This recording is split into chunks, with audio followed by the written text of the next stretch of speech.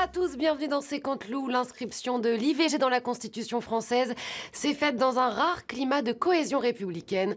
Enfin, une cohésion rompue par un tweet polémique du chef des Insoumis. Bonsoir Jean-Luc Mélenchon. Et allez, ça recommence, ça va être encore de ma faute. Bah quand même, vous avez insulté le Premier ministre sur X, vous avez dit « Gabriel Attal, minable petit, sexisme et sectarisme d'un homme sans consistance ». Bah évidemment, il a essayé de récupérer le truc, alors que l'IVG, dans la Constitution, c'est moi, hein. La défense des droits des femmes, c'est moi. Enfin, c'est Mathilde Panot, mais Mathilde Panot, c'est moi. Alors justement, il y a la polémique autour de cette affiche qui représente Simone Veil et Mathilde Panot. Aurélien Veil, son petit-fils, l'a qualifié d'indigne. Pour qui il se prend, lui? Qui dit d'abord que Simone Veil aimait plus son petit-fils que Mathilde Panot? Ben, personne. Tout le monde l'adore, Mathilde. Déjà, c'est une femme. Aurélien, non. Hein. Alors, on n'a pas de leçon à recevoir d'un homme qui n'a même pas fait l'effort de naître femme. Minable, petit Aurélien, va.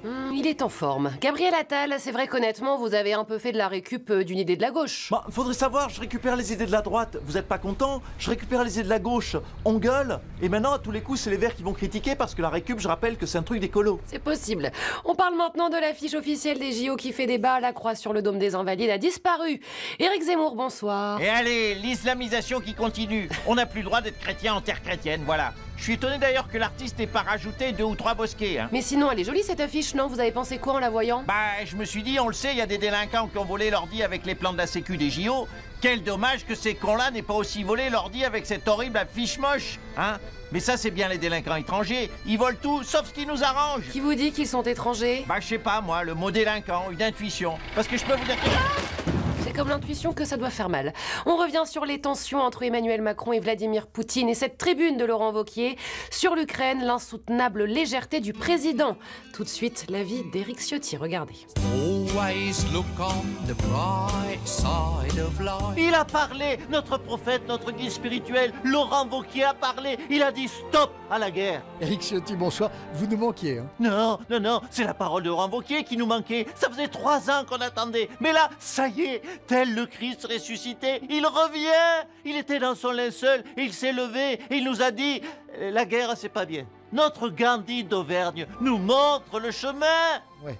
Vous en faites pas légèrement des tonnes, quand même? Mais pas du tout. Macron s'attaque à Poutine, qui va appuyer sur le bouton rouge, et nous serons tous rayés de la planète. Voilà le bilan de Monsieur Macron. Mais non, il va rien se passer, c'est le principe de la dissuasion nucléaire. Tout le monde se tient et personne ne fait rien. Mais vous n'y connaissez rien. Le seul qui a une vision pour la France, le seul qui peut gérer une guerre, c'est Laurent Wauquiez. Oh, regardez, miracle. Ouais, miracle. Et donc il ferait quoi face aux provocations incessantes de Poutine? La meilleure chose qu'un grand homme d'État puisse faire, se cacher, comme De Gaulle à Londres, voilà. Ah oui, ça se cachait, Wauquiez, il sait le faire, contrairement à Marine Le Pen, qui elle est vraiment partout. On a vu Marine à la ferme au Salon de l'Agriculture, Marine à la plage en meeting à Marseille, et elle est notre invitée ce soir. Marine Le Pen, bonsoir. Le Rassemblement national a lancé sa campagne européenne. La France revient. C'est très proche de l'affiche de Trump, hein, Take America Back. Oh là là, elle est maligne celle-ci, on est démasqué. Elle a vu qu'on n'a pas bossé le slogan. Mais bon, écoutez, en général, tout ce qui est à la mode aux States finit par arriver en France. Hein. Les jeans, le rock, les fast-food. Donc pourquoi pas le populisme blanc? À Marseille, c'était donc le meeting de lancement de la campagne pour les européennes de Jordan Bardella. Il a coûté 400 000 €. Hey, 400 000 boules, hein. Ça coûte de plus en plus cher, les gamins, je vous le dis. Hein. Ouais, surtout le vôtre. Alors le RN tente de s'exprimer sur d'autres sujets que l'immigration. Vous évoquez notamment la dette dans votre programme, sauf que ce programme nous ferait perdre 4 points de PIB et provoquerait un dérapage d'une centaine de milliards d'après l'Institut Montaigne. Non mais, qu'est-ce qu'il y connaît en économie, Montaigne, hein? C'était un philosophe, voilà. Puis de toute façon, on peut pas être bon dans tous les domaines. Nous, on est bon en immigration, sécurité et en délinquance, voilà. Enfin... virtuellement, je vous l'accorde. Mais est-ce que le virtuel, regardez, n'est pas l'avenir, madame? Ça vous arrangerait bien, hein? Donald Trump, Marine Le Pen qui vous prend votre slogan, ça vous gêne? Non, mais si elle pouvait prendre aussi mes procès, ça m'arrangerait. Oh, elle peut vous copier aussi là-dessus. Éric Zemmour, pour terminer, dites quand même du bien des JO. Ah ben, j'adore les marathoniens kenyans.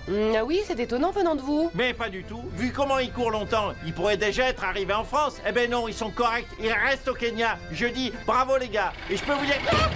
Décidément, il n'arrive plus à finir une phrase. Jean-Luc Mélenchon, vous allez assister au JO? Cette compétition de milliardaires, là, à 7000 balles la place, sûrement pas. En plus, je ne serai pas à Lutèce à cette période. J'ai loué ma villa à des Américains. Eh oui, comme beaucoup de lutétiens. Éric Ciotti, vous allez faire quoi pendant les JO? Je vais suivre les consignes de notre grand chef Laurent Wauquiez. C'est-à-dire? Me cacher et rien faire. Bon bah je suis certaine que vous allez y arriver. Allez, salut à tous. Always look on the bright side of life.